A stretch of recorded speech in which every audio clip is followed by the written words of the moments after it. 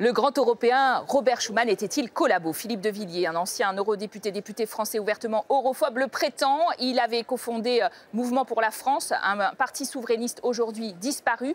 J'ai tiré sur le fil du mensonge et tout est venu. C'est son livre aux éditions Fayard.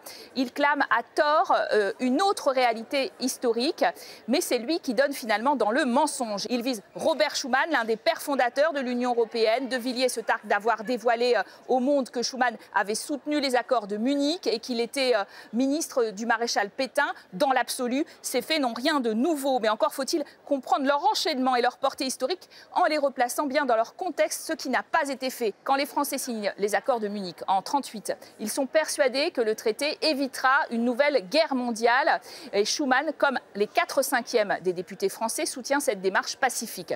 Au gouvernement Pétain, Robert Schuman a techniquement appartenu quelques semaines à ce gouvernement. Il a voté les pleins pouvoirs, comme l'écrasante majorité de la Chambre des députés, mais a refusé de participer au gouvernement. Après cela, il s'est échappé, a été arrêté et finalement est entré dans la résistance et la clandestinité. La déformation de l'histoire à l'œuvre dans le livre de Philippe de Villiers a suscité de nombreuses réactions. Historiens, universitaires ont dénoncé un tissu de faux-semblants propre aux théories du complot dans une tribune au journal Le Monde. Robert Schuman a consacré la suite de sa carrière politique à la construction européenne. En 1958, il devient le premier président de l'Assemblée parlementaire européenne, embryon du Parlement européen que nous connaissons et où nous sommes aujourd'hui.